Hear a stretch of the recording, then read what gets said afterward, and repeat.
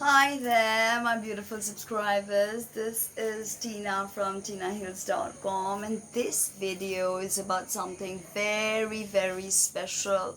Something that I get asked quite a bit.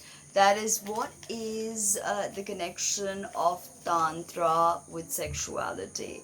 And can spirituality and sexuality even be considered to be a part of one another, or are they somehow separate from one another?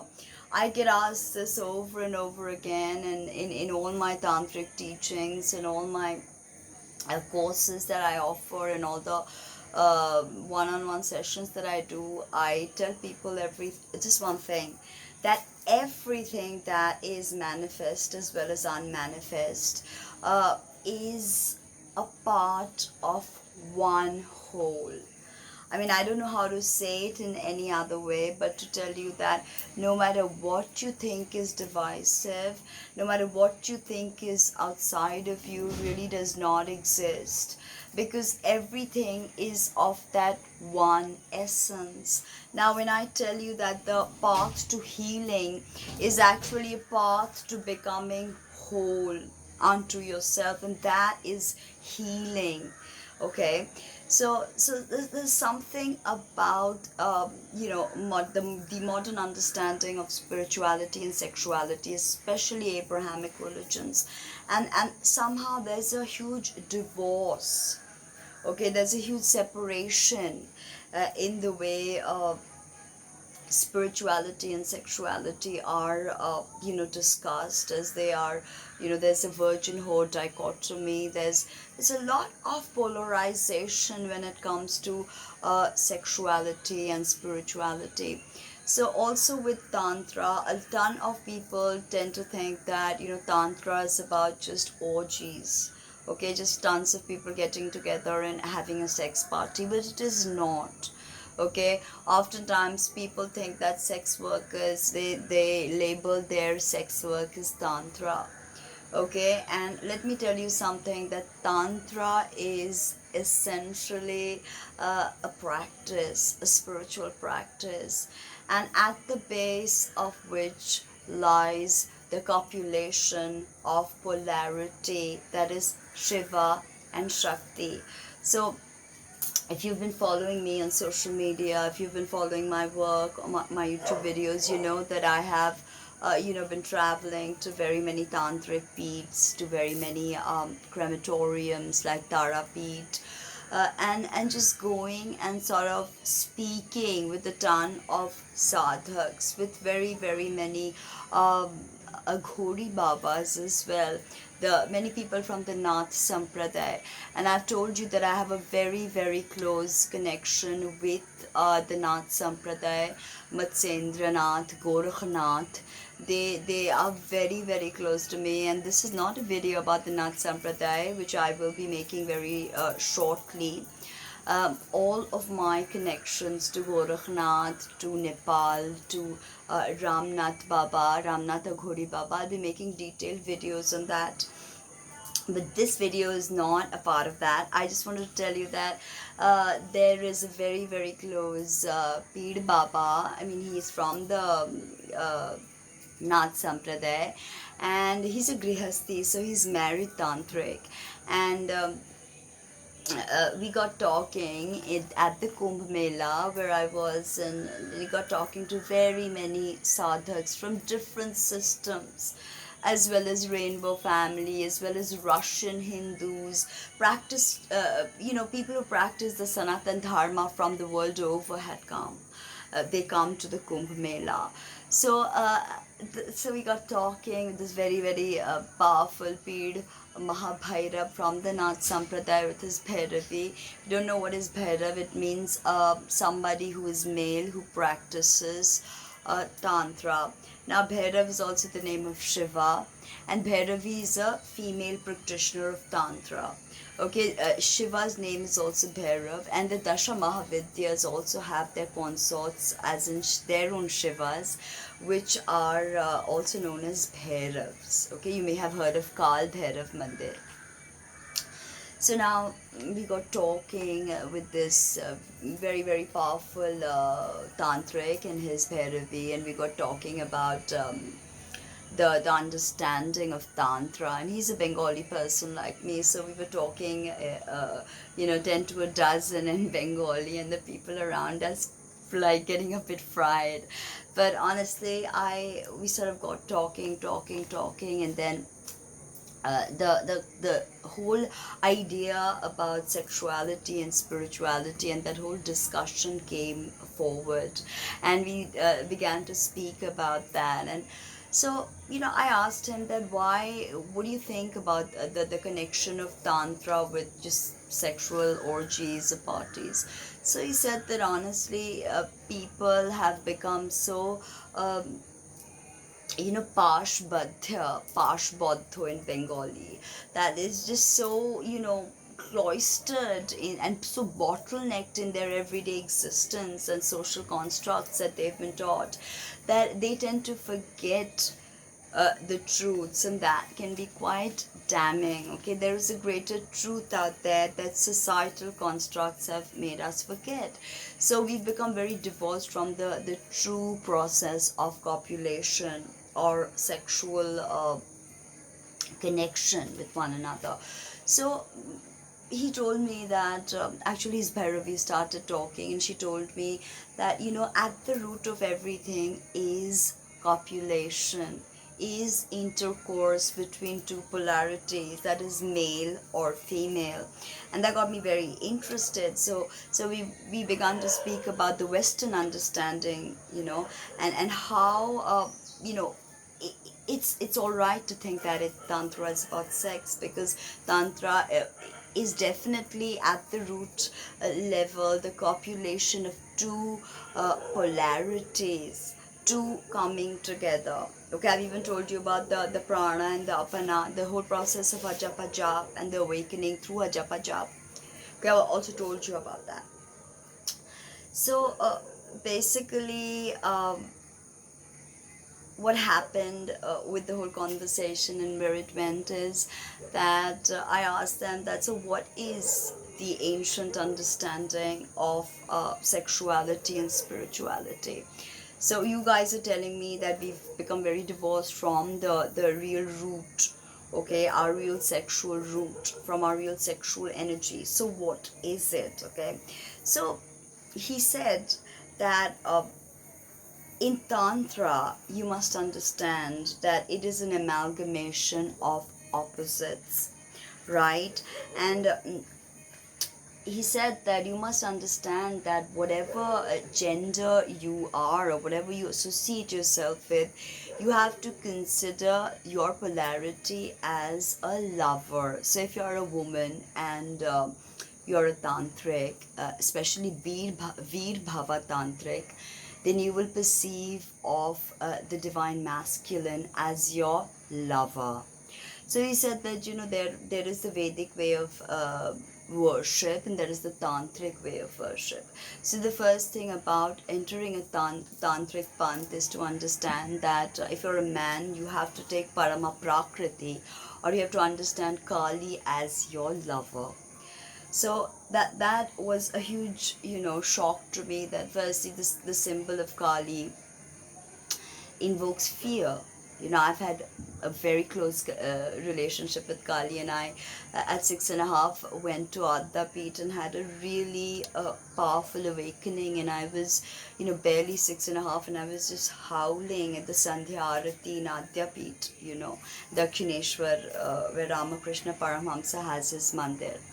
So anyway, we got, and then this Mahabhairavi was talking about how Shiva for a Bhairavi must be perceived as a lover. And this sort of struck quite a chord in me, because honestly I always had a very good close connection with the divine masculine, whom I identify as Shiva. And I've always thought of Shiva as my lover. And I mean, when I would read beautiful psalms that Mirabai wrote to Krishna, I would understand what she felt, because I did feel the very same for my Shiva. Okay, maybe my commitment to my Shiva was not as great as Mirabai, because I'm still not lost my day-to-day understanding, and I'm still functioning and making videos. But you get the gist, right? That there was Shiva, and there was this divine principle, the divine masculine, and my connection to the divine masculine as a lover. So when I told the Bhairavi and the Mahabhairav about this, they were very surprised, and they were like, wow, you are definitely a Vamapanthi, left path Bhairavi. Okay, because you have always perceived of Shiva as your lover, and I did not ever think of Shiva as a fatherly sort of a character. Although in India there is a ritual of Shivaratri where you go and perform spiritual ablutions on Shiva, Abhishekam. So to get a husband like Shiva. But for me, it was always a longing to get to know Shiva himself, if Shiva existed. And in the Vedic system, like I said, my moon is in the nakshatra Satavesha, Aquarius. So it makes me very, very, questioning, if I may say so, questioning about everything. So anyway, I felt extremely connected to what the Bhairavi and the Bhairav were saying about that, and I was like, I want to discuss something more with you. And in fact, I've had the same conversation with very many Bhairavs and Bhairavis, and the thing was that Bhairavs and Bhairavis don't always have to get married, because I told you that in Bengal we have Shaiva Panthis or Shaktas who don't get married. They do something called Sahaja Vivaha. We also had something in the Vedas called Gandharva Vivaha, by the way. And before monogamy was a thing, the spiritual aspirants would, not only spiritual, even in society, marriage was not such an important thing.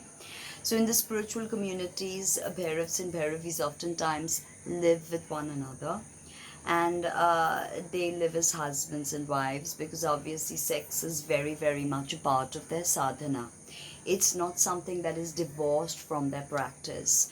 And also the understanding that they call each other Baba and Ma. So the Bhairavi will call her Bhairav Baba, and the Bhairav will call his Bhairavi Ma. Okay, anyway, any tantric will always usually refer to a female as Ma.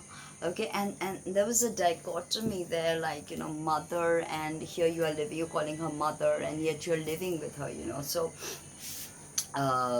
and you live with multiple others, so that it's not like she's your wife or something. And in that moment, yes, you're together, yes, you're doing spiritual practices, but isn't it odd that you call each other Baba, Ma? And she was taking really good care of him in that little tent they had, and he had other chelas, of course, but she was constantly caring for him, bringing him his tea. And I realized they've not been together forever, but they've been together for the last 2 years, and they were not really young. They were past the prime, definitely, and they were very bonded. But were they going to live together forever after that? I don't think so, because they both probably would separate after their sadhana ended. So that was the Panthi of the Shaktas. That is how it was done. So I asked them that, how do you call her mom, Baba? I'm calling you Baba, but I'm not living with you as a husband. I'm really looking at you as a sadhak. So, you're calling her Ma, she's calling you Baba. So how do you do this? How do you sort of, explain to your psyche that it's okay to copulate with someone who you refer to as your mother? Wouldn't that be considered incestuous? Wouldn't that be considered sin, right? So the Baba, he was very, very kind, and I was very young at that point. So he was very, very kind, and he told me that at the crux of it all, whether be it mother, wife, lover, sister, isn't it the same divine feminine? So that got me thinking. And then I had watched this later on. I had watched this film called Jati Shore, which is a Bengali film, and it's actually about Anthony Piringi, who was a Portuguese man who came and settled in Bengal and wrote a ton of devotional poetry to Kali. Also created his own temple, Anthony Piringi. So in that film about Anthony Piringi, which is Jati Shore, there was a beautiful song, and immediately, years after that Mahakumbha conversation, I watched this film, and it goes like this: Je Shakti hoite utpotti, she Shakti potni ki karon. Anyway, the point is, I'm not a singer, but the song says, Je Shakti hoite utpotti, she Shakti potni ki karon. Like you have the Shakti that birthed you, the vagina that birthed you today is your wife. So how does that happen? Can you, and it's a song, it's a face off between two gods. So he says that you tell me, can you explain that to me? So that got me thinking. Now the expressions, what I understood, not just talking to this Bhairav and Bhairavi, but to many others, is that this expression of mother and lover, they are two emanations or two faces of the same divine feminine. And that was actually really beautiful, because I completely understand what that means, because at the crux, we are all females. Okay, females, even males have females in them, so I'll get to that as well. So if you look at nature, we think of nature as, our mother, as something holy, as something sanctified. But what of natural disasters? How do we explain natural disasters? So there's a duality at play right there as well. Something that we don't quite know exactly, what that duality is. So also when you look at women, do you see, stamped on my head, mother, wife? In fact, society has tried to do that, and that's why it has made women possessions of men. Okay, till a few hundred years ago, men could possess women as cattle. In India, women were burned, Brahmin women, as sati, because their old husband had died. Like they had no life, no existence after that. So that's pretty interesting, and it got me thinking that we don't honestly have timestamps on our, like name stamps on our head, right? That says, okay, we are mothers or we are fathers. But as is needed, as the person who appears before me, I play the role of whether I'm the mother, with my child I'm the mother, with someone else, with my lover I'm the lover. So I decide. It's up to me to be perceptive of a situation and to adapt my role to that. Sometimes I'm a friend, sometimes I'm a sister. So all of these roles are me, but are they me? Is that my only definition? Right? So this division of mother, lover, virgin, whore, it comes from the human psyche. Okay, it comes from the human psyche. The bhava, okay, bhava is essence of Kamini. Kamini's lover. Okay, we know Kamdev is Cupid. Okay, so the bhava Kamini or lover, or the bhava of mother, matrika, okay, is for our experience, right? What we are experiencing at that moment. So if you're not looking at nature as your lover, you may not be fit for the tantric panth. Okay. Now this mother, this lover has been divided for a sense, because this is the realm of duality, and also because of smooth functioning. Okay, now to maintain social propriety. Okay, so we've labeled mother's love as something very pure. Okay, very pure, very untainted, sacrificial. But the lover's love has somewhat, in the patriarchal system, become diminished. Okay, and in a sense, it's become impure. So there's an imposition of duality, okay, on the lover's love. It does not remain pure anymore. Okay, also if you notice that there is a fear in men about the sexual madness, as many have called it, including people who study sex like Alfred Kinsley in the West, and many others who've studied, psychologists who've studied women.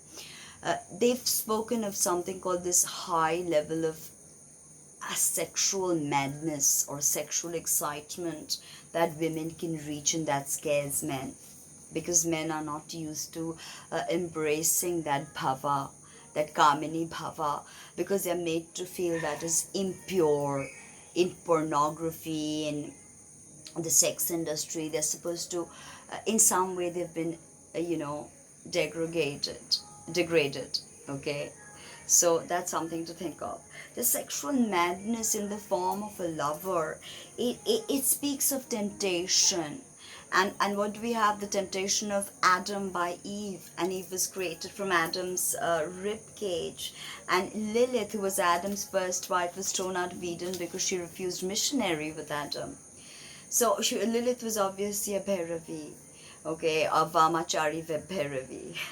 So now what happens is that this sexual excitability does not exist in the mother's love, and men tend to feel safe. A sister's love, okay, but the minute it is a woman's love, there's a sexual madness. Obviously, we now know that the woman's body is made for pleasure. She has way more pleasure receptors, and she can achieve a full-bodied orgasm, something that a male cannot do only from pelvic stimulus. Okay, he has to have complete, mostly anal stimulant to have a full-bodied orgasm. Okay, so we have the original sin that really did not exist. Then we have the purity of a mother's embrace, and the madness, the sexual madness in a lover's embrace, and the understanding, not feeling safe. We have butterflies in our stomach with our lover. Our head reels when we are in love. So all of that excitability. Okay, now we need to understand there is no whore, there is no virgin, there is no mother, there is no lover. At the very core, there's only one woman, but she has different faces, like an actor. Now she's a corporate executive, there she's a doctor, there she's a mother, there she's a sister, but at the crux, she's a woman. Okay, that's something we need to understand. In Tantra, the root emanation of Kali, and Kali is known as Parama Prakriti in theosophical parlance and very many Vedantic understanding. She's Parama Prakriti. Okay, now the root emanation of Kali in Tantra is of the lover. Yes, if you are a tantric, you must take Kali as your lover. Mahavir sadhana is about that. Okay, and you must become Shiva, and the union or the copulation, the sacred hieros gamos, is what produces reality.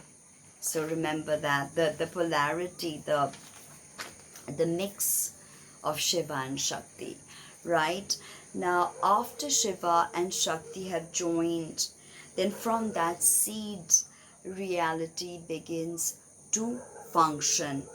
And only once that reality starts to become functional can Kali become the mother. And when Kali becomes a mother, she protects, she nurtures, she rears us, she keeps us safe. Okay, she cares for us like a mother, but the reality must commence. The Manvantaric dawn must emanate. Shiva and Shakti must join in copulation. Now, every day we get an opportunity.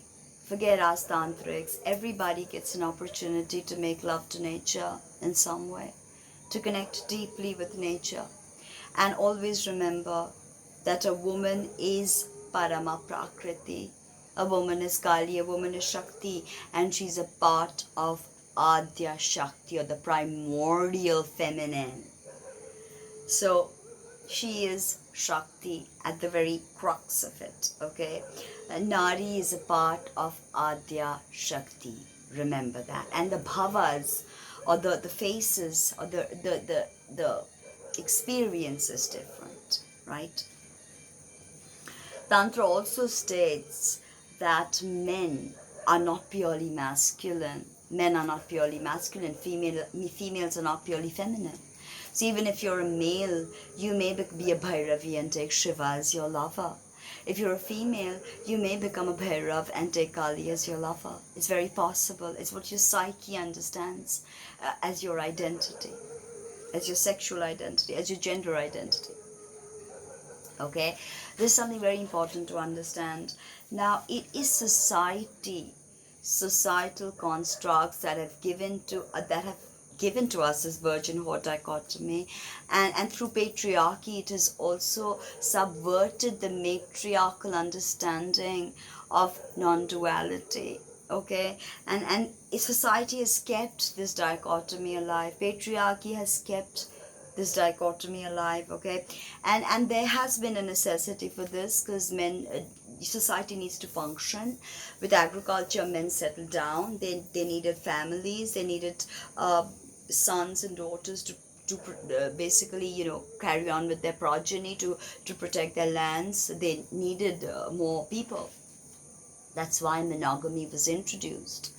Okay, so society's functionality and its smoothness in making us dead slaves is what created this virgin whore dichotomy, and we need to come out of it. Please understand that. This clear demarcation, she's a virgin, she's a whore, not possible. Everybody is dualistic. That's why in films, if we see a flat character, we are flat out bored. The rounder the character is, the more interesting the exposition is for the cineasta, So it is to keep discipline in day-to-day functionings. That is why such dichotomy was created. This is a virgin, this is a whore, this is a mother, this is a lover, this is a sister, this is a friend. Okay. Essentially, it is civilization and culture that has stripped us from our divinity and has made us, pashus. It's time to be pash mukta, and Tantra teaches us to be pash muktas. Okay, culture is the veil. Okay, culture is the veil. Societal constructs is the veil. It is tapas and meditation that can only help us get rid of this veil. So counterculture and Terence McKenna definitely had something going there with, turn on, tune and drop out. There is definitely some truth to the psychedelic movement, the hippie movement. Remember another thing. Meditation is the only way that you can become Pash Mukta, and Shiva is Pashupatinath. Remember.